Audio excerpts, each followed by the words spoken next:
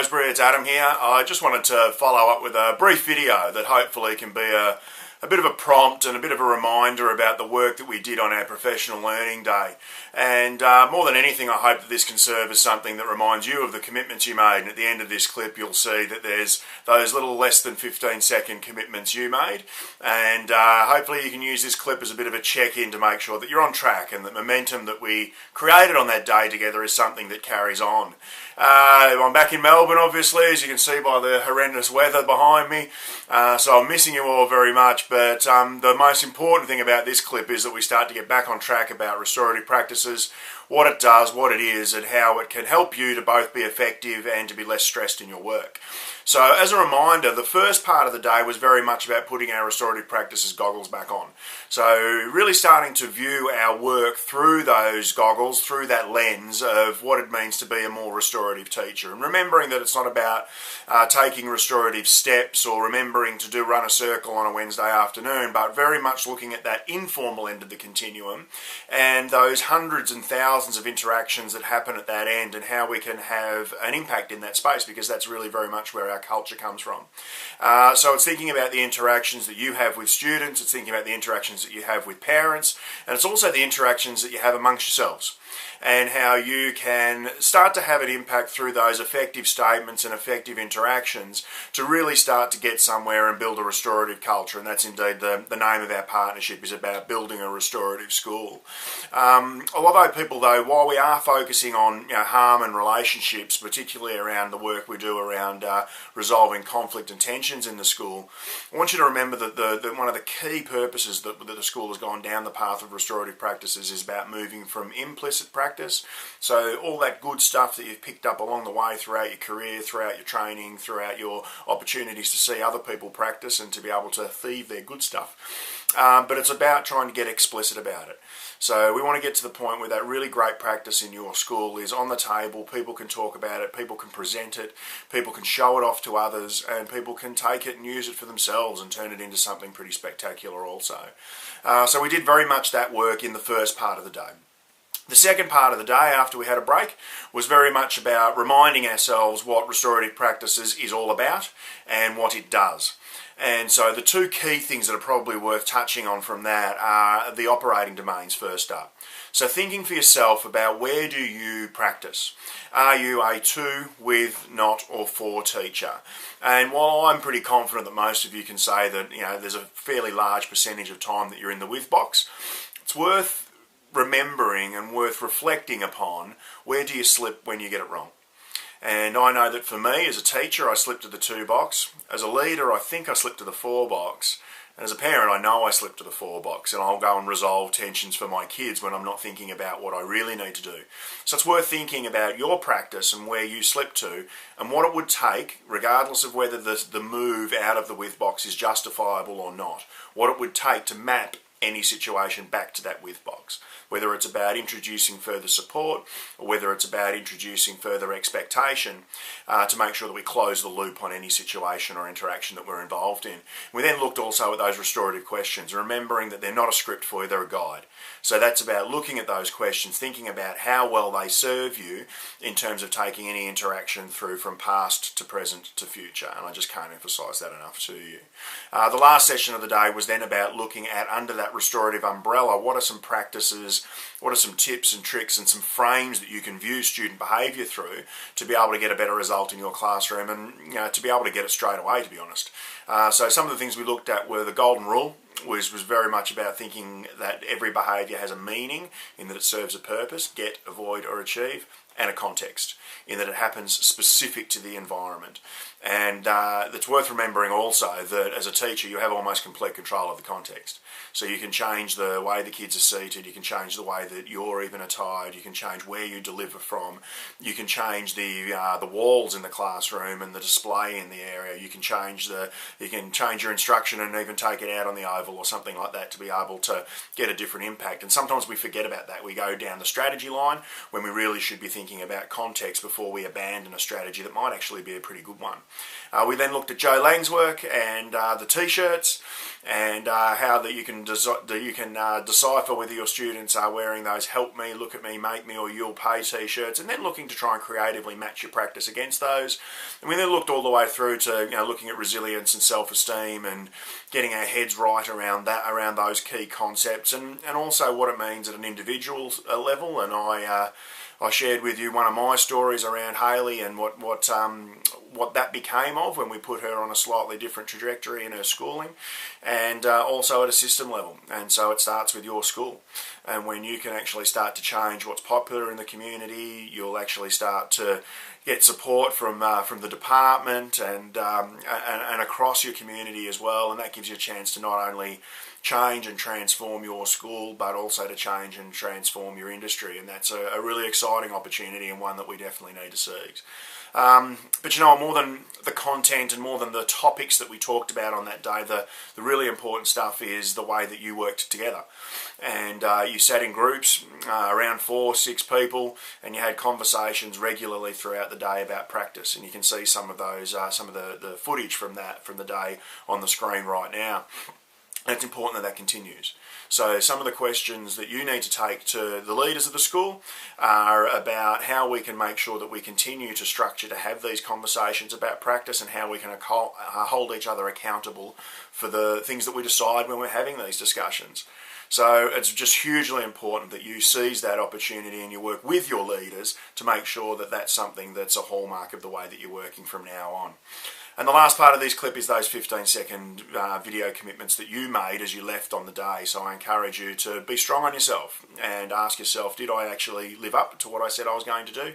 And if not, then it's not time to throw the hands in the air, but it is time to recommit and to take an opportunity to say, you know what, there's actually some stuff that I can do here because I'm not finished. And there's still work that I can do as a teacher to improve myself. So I'm really excited. I'm just so glad to be working with Rosebery Primary School again. And as much as it was quite a surreal feeling to stand in front of so many of you, overwhelmingly it's an excitement and an enthusiasm for being able to come back and hopefully work with you over the next 3 years to make a genuine difference in the lives of you and the lives of the young people that you teach also. Good luck. I'm looking forward to working with you again really soon. I'll be in touch. Remember that you can email me at info@realschools.com.au, and we'll keep the momentum going. Good luck. See you soon. Because I'm a release teacher, it's difficult for me to follow up, so I'm going to be more deliberate about that. Okay, so I'm going to make an effort to over-communicate with parents on the bigger stuff. And the other thing I was thinking is to make sure that I follow up when I've dealt with issues in the playground. Make sure I follow up. Doesn't matter when it is, as long as it happens. I'm going to focus on... Sorry, stop. I'm going to focus on building resilience in the classroom with my children, because I've noticed that a lot of them that came into grade 2 lack resilience, and it's something that needs to be focused on, definitely. I have 1 hour a week with each child, so I don't feel like I feel like I don't get to build the relationship that I want to. So I'm going to commit to finding more about, children by maybe digging out their records, particularly those who I have problems with, the behavior problems in the school. I'm going to change the way I communicate with my challenging children and try and use more positive language. I'm going to work differently with a certain child at another school where I do animation, and see if I can handle them better than I have been. I have a Make Me child in the class, one of the classes that I work, and I am actually going to not win the fight. I'm going to back down and walk away. I am going to try and build better relationships with some children that I find difficult. I need to start showing the kids that I care about their learning, and otherwise I'm just ignoring them when they can't do things, so I just need to show them that I care and I'm there for them. I am going to work on developing authentic check-in and check-out practices, and I'd really like to implement a variety of different strategies as well. a positive priming strategy instead of telling them what I want them to do. I'm going to have the opportunity tomorrow, I'm sure, to call some children up on their behaviours. I'm going to recognise and what else am I going to do? Understand and respond to those behaviours, and starting with what's going on here. I'm going to commit to building positive relationships, because I find in the special ed role you're fluttering in and out of classes very quickly, and so it's very hard to do that. I was inspired by your senior girls past, present and future 3-minute limits, because they just love an audience, so we're going to work on cutting that back. I'm going to add a feeling to my responses to children's actions, especially those ODD and ADHD children who do awesome things like pretending to be trapped on chairs. What am I going to do? I'm going to try and put feeling into my statements, and also I think I'm going to try and incorporate the check-out circles a bit more often. I don't see my kids very often, so I'm going to commit to really getting to know them better by running a check-in circle with at least one of the classes every week. Well, a couple of add a feeling to those quick responses, because I think frequency will make a bigger difference, and trying to know more about the kids so you know what sort of response to give, what response will make the biggest difference. No comment, I can't speak to the meeting. I'm going to continue doing what I am doing, because I've been doing this since the start, and putting some emotion into it as well, more emotion than usual. Well, I think with those kids that have repetitive behaviour where they're antagonistic to each other, instead of separating them, I'm going to work on giving them things to do together so they can make a connection with each other. I think I reckon that's productive. And the other one is the one I mentioned to you, was about with the classroom behaviours, the one about this messy classroom that drives me insane, to work on rewarding it constantly, and then not so often, and then eliminating it. I'm going to do that. So I'm thinking over a 3-week period, the first week, right, at a table level, they'll get like a point for each session of the day. They'll get 3 points in the day. They'll get a sticker at the end of the day, each day. The next week will be the end of the week, and then at the end it won't be any at all.